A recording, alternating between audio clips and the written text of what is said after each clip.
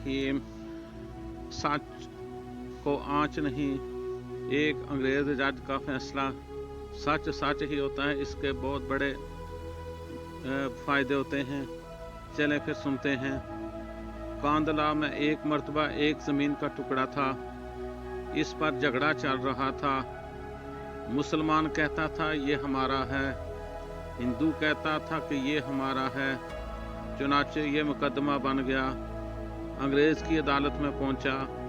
जब मुकदमा आगे बढ़ा तो मुसलमान ने ऐलान कर दिया कि ये ज़मीन का टुकड़ा मुझे तो मिला, मैं मस्जिद बनाऊंगा।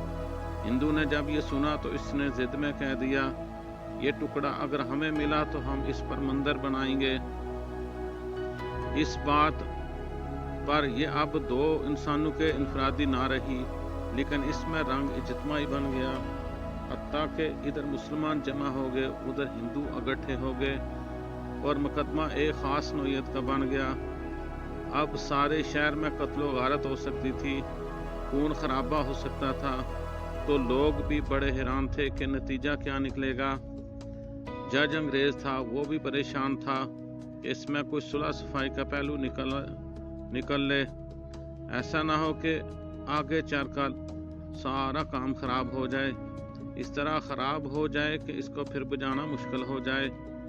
जज ने मुकदमा सुनने के बजाय एक तजवीज़ पेश की कि क्या कोई ऐसी सूरत है कि आप लोग आपस में बातचीत के ज़रिए मसले का हल निकाल लें।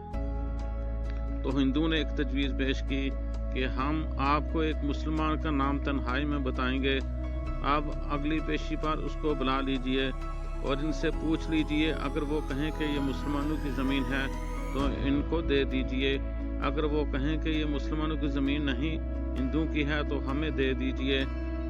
जब जज ने दोनों फरीकों से पूछा तो दोनों इस पर राज़ी हो गए। मुसलमानों के दिल में ये बात थी कि मुसलमान होगा, जो भी हुआ तो वो मस्जिद बनाने के लिए बात करेगा। चुनाचे अंग्रेज़ ने फैसला दे दिया और महीने या चंद दिनों की तारीख दे दी कि इस दिन आना और मैं इस बुढ़े को भी बुलवा लूँगा। अब जब मुसलमान बाहर निकले तो बड़ी खुशियाँ मना रहे थे, सब कूद रहे थे, नारे लगा रहे थे। हिंदू ने पूछा अपने लोगों से कि तुमने क्या किया।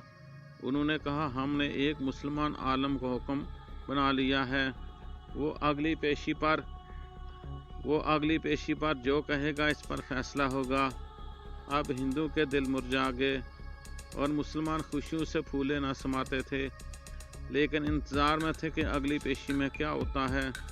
चुनाचे हिंदू ने मुफ्ती इलाही बख्श का नाम तजवीज़ किया, जो शाह अब्दुल अज़ीज़ रहमतुल्लाह अलैह के शागिर्दों में से थे और अल्लाह ने इनको सच्ची सच्ची ज़िंदगी अता फरमाई थी।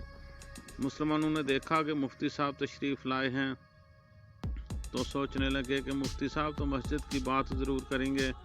चुनाचे जब अंग्रेज़ जज ने पूछा, बताइए मुफ्ती साहब, ये ज़मीन का टुकड़ा किसकी मलकियत है। उनका चूँकि हकीकत हाल का पता था, उन्होंने जवाब दिया, ये ज़मीन का टुकड़ा तो हिंदू का है। अब जब उन्होंने ये हिंदू का कहा तो अंग्रेज़ जज ने अगली बात पूछी कि अब हिंदू लोग इसके ऊपर मंदिर तमीर कर सकते हैं। मुफ्ती साहब ने फरमाया, जब मलकियत उनकी है तो जो चाहे करें, चाहे घर बनाएं या मंदिर बनाएं, यह उनका अख्तियार है। चुनाचे फैसला दिया गया कि ज़मीन हिंदू की है, मगर अंग्रेज़ जज ने फैसले में एक अजीब बात लिखी। फैसला करने के बाद लिखा कि आज इस मुकदमे में मुसलमान हार के मगर इस्लाम जीत गया। जब अंग्रेज़ जज ने यह बात कही तो इस वक्त हिंदू ने कहा, आपने तो फैसला दे दिया, हमारी बात भी सुन लें। हम इस वक्त कलमा पढ़कर मुसलमान होते हैं और आज ये ऐलान करते हैं, अब हम अपने हाथों से यहाँ मस्जिद बनाएंगे। अकल कह रही थी कि झूठ बोलो कि मस्जिद बनेगी। हज़रत मुफ्ती साहब ने सच बोला और सच का बोलबाला हुआ।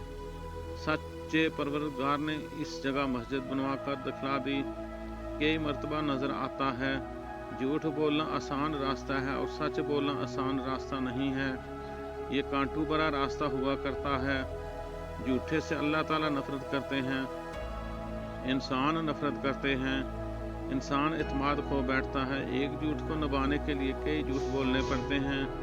लिहाजा सच्ची ज़िंदगी को आप अख्तियार कीजिए, इस पर परवरदिगार आपकी मदद फरमाएगा इंशाअल्लाह।